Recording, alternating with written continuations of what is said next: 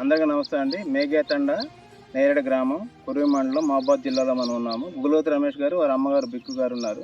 వీరు ప్రధానంగా చిల్లీ సాగు చేస్తున్నారు. మిరప 5 ఎకరాల్లో. ఈ విధంగా పంట మార్పిడి చేయకపోవడం వల్ల మనకి కాండంకుళ్ళు వస్తుంది. ముఖ్యంగా భూమిలో సేంద్రియ పదార్థం అంటున్నాం, అది తక్కువైపోయింది. సేంద్రియ కర్బనం అంటాం. భూమిలో 1.5% ఉండాలి, కానీ అది 1 కంటే కూడా తక్కువ, అర శాతం వరకే ఉందండి. ముఖ్యంగా రైతాంగం పచ్చి రొట్టె ఎరువులు వేసుకోవాలి. వీళ్ళు పెసలు వేశారు. పెసర వాళ్ళ సొంత అవసరాల కోసం ఈ బోర్డర్లో ఇట్లాంటి పెసర, జీలుగా, జనుము అలాంటి ఈ ప్రధాన పొలంలో ఈ మిరప నాటే ముందు ఈ పంటలు వేసుకొని వాటిని కలిదున్నాలి పూతలు. అట్లా వేపపిండి వాడాలి, వర్మీ కాంపోస్ట్ వాడాలి, పశువుల ఎరువు వాడాలి, కషాయాలు వాడాలి, వేపపిండి అన్నీ వాడాలి. ముఖ్యంగా రైతాంగం ప్రకృతి సేద్యం, నేచురల్ ఫార్మింగ్ వైపు అడుగులు వేయాలి. ప్రధానంగా ముఖ్యంగా మిరప తర్వాత మొక్కజొన్న వేయాలి, మొక్కజొన్న తర్వాత పత్తి వేయాలి.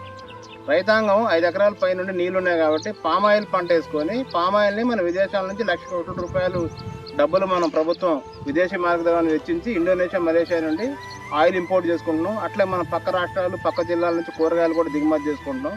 రైతాంగం మార్కెట్లో డిమాండ్ ఉన్న పంటలైన ఆయిల్ పామ్తో పాటు, పండ్ల తోటలతో పాటు కూరగాయలు నిత్యం వాడే టమాటా, వంకాయ, బెండకాయ, బీరకాయ, సొనకాయ, మునక్కాయ, ఆకుకూరలు, దోసకాయ, బోడకాకర, కాకర, ఇట్లా బీట్రూట్, క్యారెట్, చిలకడ దుంప, కంద, చాలా రకాల 28 రకాల కూరగాయలు మనం తినాలి. ఆరోగ్యంగా ఉండాలంటే రైతాంగం దయచేసి మీ అందరికీ నమస్తే అండి.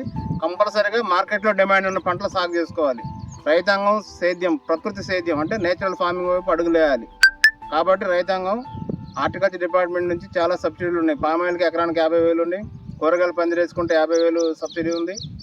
అలాగనే మన కూరగాయల నారుకి ₹10,000 నారు, మనం నారు మొక్కలు క్యాబేజీ, కాలిఫ్లవరు, టమాటా, వంగ ఇలాంటి మొక్కలు ఇస్తాను. తర్వాత మల్చింగ్కి సబ్సిడీ ఉంది, బిందు సేద్యానికి సబ్సిడీ ఉంది.